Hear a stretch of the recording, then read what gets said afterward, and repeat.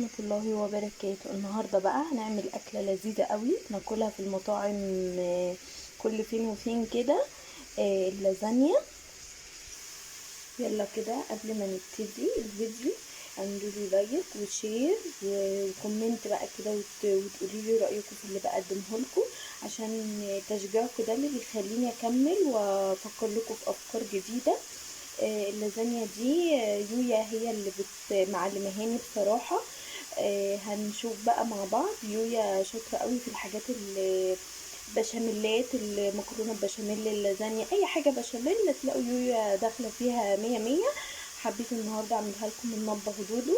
تابعوا بقى معايا كده ونشوف هنعمل ايه. دلوقتي انا هرص اللحمة، طبعا بتتعمل بلحمة مفرومة. انا حاطه يعني انا جايبه كيلو لحمه واخده منه شويه كده وهبعصقهم اهو، ونجهزه لها بصل وفلفل والتوابل بقى. هقول معاكم كل حاجه، تابعوني بقى كده ونشوف هنعمل ايه مع بعض. اول ما اللحمه عندي تكون كلها لون واحد كده، يعني احنا في حاجات بسيطه قوي اللي لسه لونها مغيرش، بس اول ما بتكون اللحمه كلها لون واحد بقوم نازله على طول بالبصل، عشان انا بحبه دايب كده في وسطها، مش بحبه بيقرمش ولا اي حاجه. دلوقتي بقى هنزل معاكم بالبصل، انا مقطعاه التقطيع الصغير ده تمام، وابدا بقى اقلب اهو، بفضل اقلب كده. نزلت بالبصل، انا عامله كميه بسيطه لان انا هعمل كميه صغيره، يعني انا اعداد الافراد اللي هتاكل قليلين جدا، 2 بس، فانا بعمل الكميه على قد عدد الافراد. عدد الافراد اكتر من كده يبقى هزود. طبعا الكميات دي تكون حسب اعداد افراد اسرتك، عدد الناس اللي هتاكل، عندك عزومه على قدك انت واولادك، على حسب. نفضل نقلب كده. حاجه وقعت في الحوض ملناش دعوه بيها.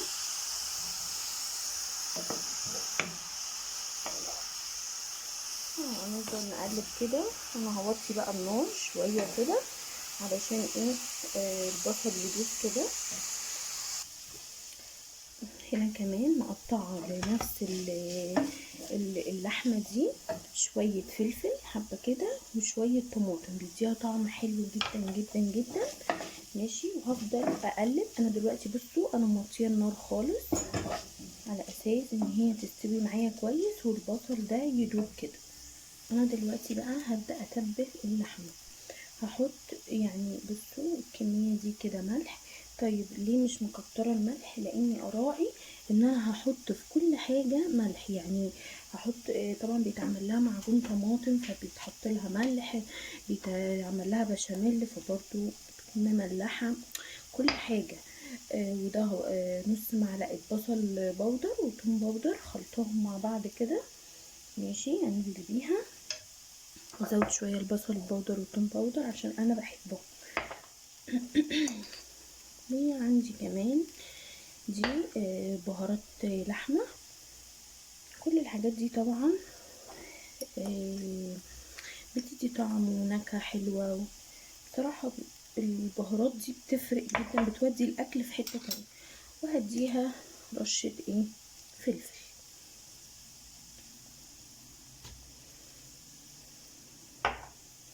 بس وديها تقليبه.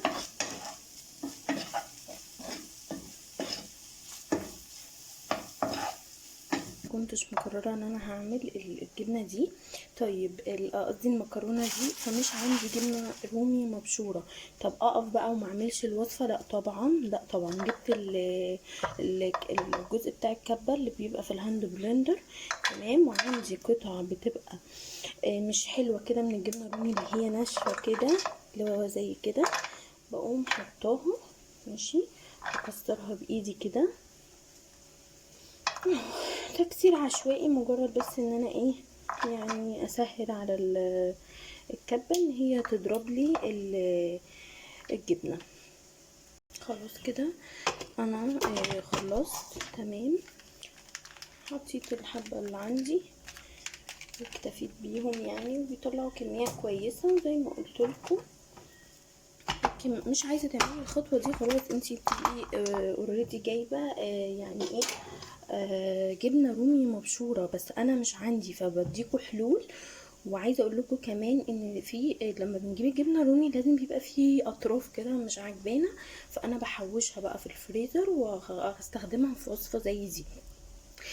دلوقتي انا هضربها بالهاند بلندر وهوريكم شكلها اهو. ده شكلها اهو، اهو بقى حبيبات خالص خالص خالص خالص.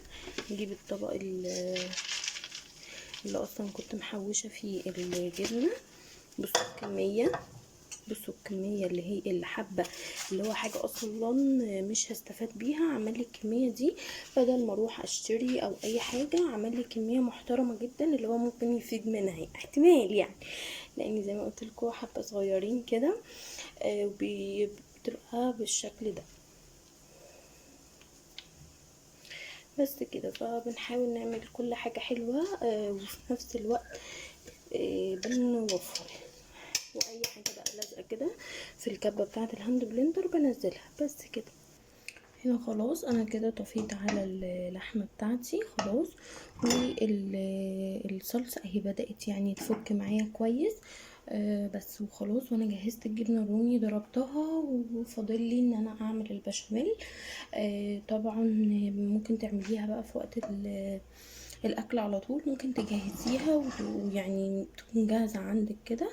هنشوف مع بعض الخطوات. هبدا بقى اعمل البشاميل علشان يكون كل المكونات بتاعتي جاهزه.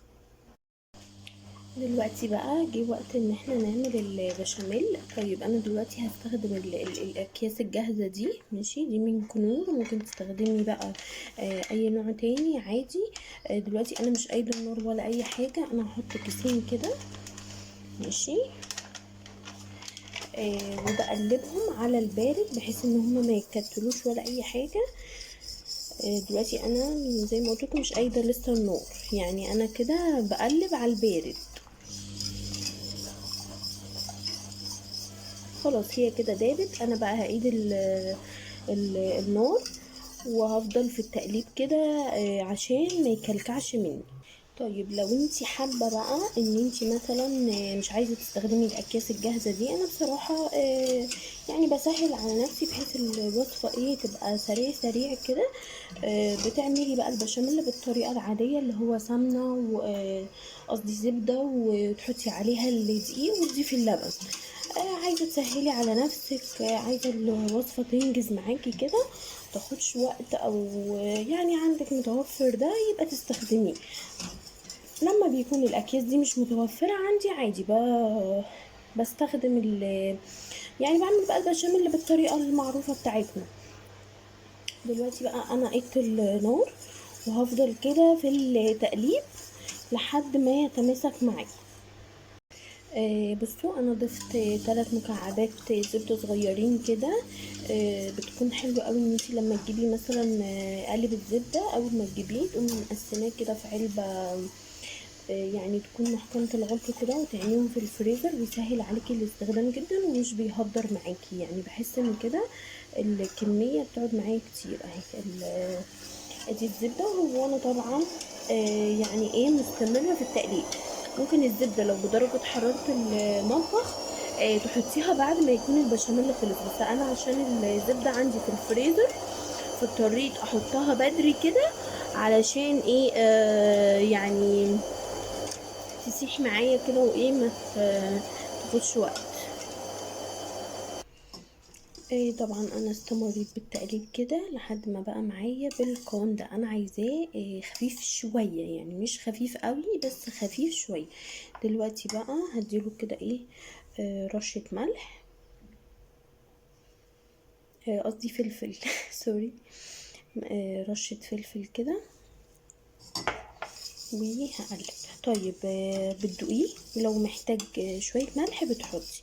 انا عشان بحب الحاجه ملحها قليل كده كده الاكياس دي بتكون مملحه شويه، فانا مش بحتاج. شايفين القوام اهو كريمي كده. بس كده كده البشاميل معايا كمان بقى جاهز. دلوقتي بقى انا هبدأ في الرز. دلوقتي معايا طاجن بايركس بالشكل ده، انت ممكن تعمليها في اي حاجة. وطبعا عندي الجبنة الرومي اللي بشرناها مع بعض، وادي معجون الصلصة اهو، ادي القوام بتاعها. مش سايلة قوي ومش ايه، يعني مش ماسكه قوي ومش سايله قوي. وادي البشاميل وادي الايه، اللحمه. وانا هنا سايبه بقى الفرن قايد كده، بحيث ان انا ايه، يعني يسخن. عاملاه على درجه حراره 200 عشان يسخن.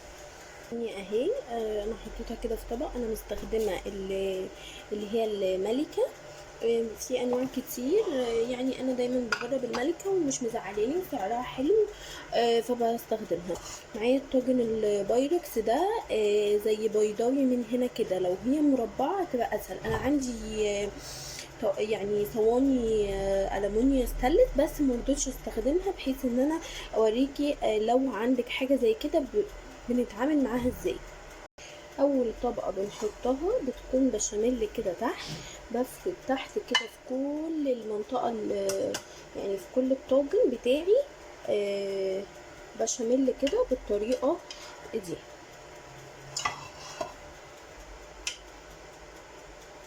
بحيث ان انا اكون مبطناها بالبشاميل. تمام كده. طيب انا اتعاملت ازاي مع الزوايد او التنايات دي؟ بقعد اكسر عادي خالص، يعني ده مش ما بيكونش فيه مشكله خالص ان انا اكسرها كده، وازود بيها اي منطقه عندي بتكون ايه، فاضيه اهو، زي ما انتوا شايفين كده. بظبطها كلها بحيث تكون مليانه كده وخلاص. بس يعني حتت صغننه صغننه كده عادي خالص. تمام. طيب تاني طبقة بتكون ايه؟ يبقى انا حطيت تحت البشاميل. تمام. هاجي بقى دلوقتي بالصلصة، هبدأ بقى اوزع الصلصة عليها كلها كده، بسم الله اهو، وابدأ افرد في الصلصة بتاعتي كده،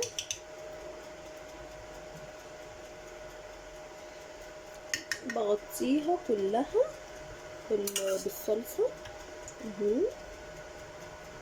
حتى بقى الحتت اللي احنا مكسرينها دي الصلصة هي بتسويها، عشان كده احنا عاملينها خفيفة. يعني احنا ليه ما عملناهاش مثلا تقيلة او كده؟ لا، احنا عشان عايزين الصلصة تسويها، فعايزين الصلصة نكون موزعينها في كل الاماكن اهو. انا يعني يعتبر بطنتها كلها بالصلصة. تاني بقى خطوة، تاني طبقة هتكون باللحمة المفرومة كده، برشرش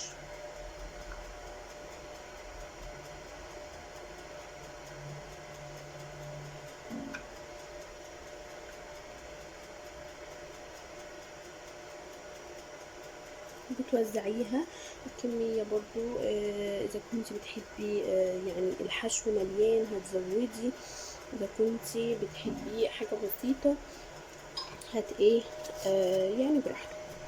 الحشو ده براحتك. ادي بقى الجبنة المبشورة، هبدأ كده رشرش. احنا في الملح عايزين دايما نخلي بالنا. ليه بقى؟ عشان زي ما قلت لكم يعني كل حاجه احنا حاطينها عليها متملحه، اللحمه متملحه، الجبنه الرومي كده كده حادقه معانا، الصلصه، البشاميل، كل حاجه، فنخلي بالنا بس من النقطه دي. طيب الخطوه اللي بعد كده ايه؟ هو البشاميل. انا مع كل يعني مره باجي احط كده بقوم مدياله تقليبه، بحيث ايه ان انا اضمن القوام كده كويس.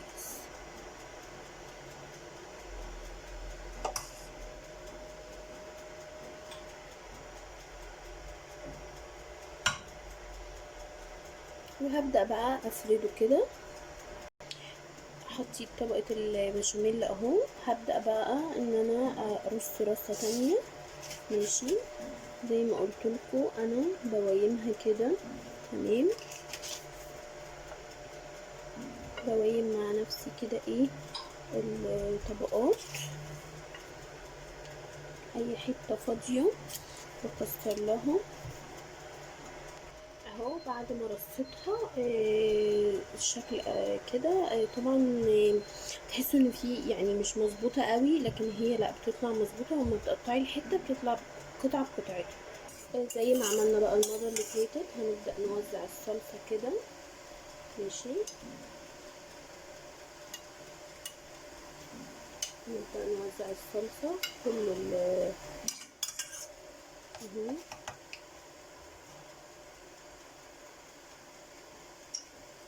طبعا انا سايبه الفرن شغال زي ما قلت لكم، على اساس ان انا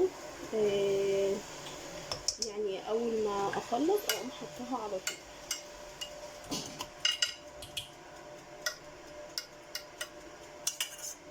طبعا انت ممكن تزودي الكميات، يعني انا مستخدمه هنا علبه واحده، انت حسب الكميه تستخدمي 2 3، وطبعا بتضاعفي كميه البشاميل، بتضاعفي كميه الصلصه، يعني بتضاعفي بقى الكميات طبعا. اهو كده ماشي. استني، حاسه الحته دي فاضيه شويه، احط عليها كده حبه. تاني طبقه بقى اللي هي اللحمه المفرومه.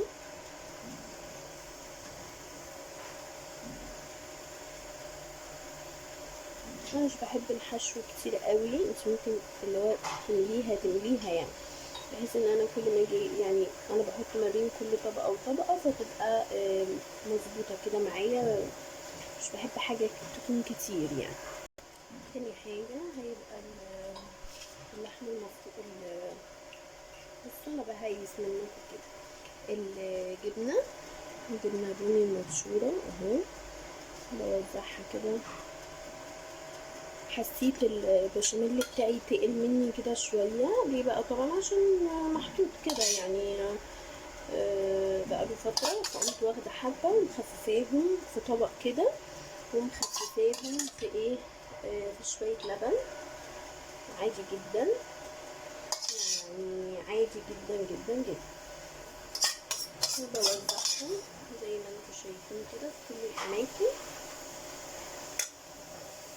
خلاص انا كده رصصت اخر بقى طبقه، دي مش هحط فيها اي حاجه غير البشاميل، يعني اخر طبقه بقى اللي انا هحط عليها البشاميل دي بتكون اخر حاجه كده، مش بحط بقى ولا صلصه ولا اي حاجه.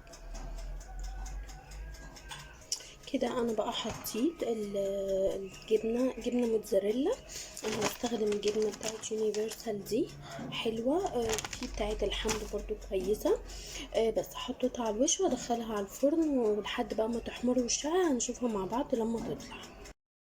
خلاص يا حبايب قلبي كده خلصت، وطلعتها من الفرن وخدت وش اهوت حلو جدا جدا، وريحتها فظيعه، وتاكلوها بالف هنا. بتستنوا بس اما تبرد شويه وبعدين تقطعوها وبس كده، وجربوها بقى وقولوا لي رايكم في الكومنتات، وما تنسيش اللايك والشير والاشتراك في القناه.